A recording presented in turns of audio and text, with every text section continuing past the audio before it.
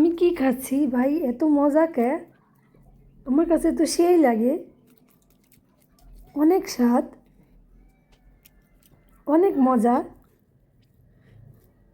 আমি আজকে কি খাচ্ছি এটা তোমাদেরকে এখনই দেখাচ্ছি। সেই স্বাদ ভাই, সেই স্বাদ। একবার খেলে বারবার খেতে ইচ্ছে করে, আমি তো বারবার খাবো। সেই স্বাদ। এই যে দেখো, আমি আজকে চাপা শুটকি বানাবো, মানে চাপা শুটকি, চাপা শুটকির ভর্তা। যে এটা কিভাবে বানাতে হয়, যে আমি প্রথমে ওইটাকে ভালোভাবে ধুয়ে নিয়েছি, ফ্রিজ থেকে নামিয়ে ওটা ভালোভাবে ধুয়ে নিয়েছি। তারপর সব কিছু কাঁচা বেটে নিব। এখন কোনো কিছুই করব না, এখন শুধু বাটাবাটি করব, রসুন, মরিচ আর দিয়ে। আর এখন এটা বাটা হয়ে গেলে এটাকে আমি বাগার দিব, শুধু পেঁয়াজ দিয়ে আর লবণ মরিচ দিয়ে বাগার দিয়ে দিব। বাস হয়ে যাবে আমার ঝটপট সেই স্বাদ, সেই স্বাদের চাপা শুটকি ভর্তা। এটা চাপা শুটকি বলার কারণ হলো, এটা চেপে চেপে বানায়, মানে একটা মুটকি আমাদের গ্রামের ভাষায় মুটকি বলে।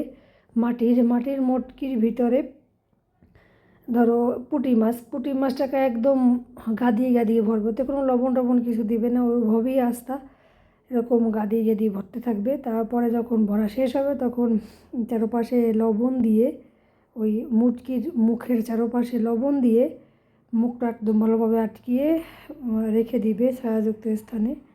তো 1 মাস 2 মাসের ভিতর হয়ে যাবে চাপা শুটকি। এই হলো চাপা শুটকির প্রসেস প্রণালী। আরও তো বিভিন্ন ধরনের শুটকি আছে, লবণ দিয়ে মাখিয়ে শুটকি বানায়, রোদে শুকিয়ে, অনেক ধরনের শুটকি আছে। এখন আমি চাপা শুটকি দিয়ে ভাত খাচ্ছি। এত মজা কেন, এত স্বাদ কেন, খুবই মজা। এই যে দেখো, আমি একটু ডাল ভর্তাও নিয়ে নিয়েছি সাথে, যাতে একটু আরও বেশি ভালো লাগে। অনেক মজা। তোমরা এভাবে আমার মতো বানিয়ে বানিয়ে খাবে, তো অনেক মজা পাবে। অনেক মজা, সেই স্বাদ, সেই স্বাদ। একবার মুখে দিলে বারবার মুখে দিতে ইচ্ছে করে, সেই স্বাদ।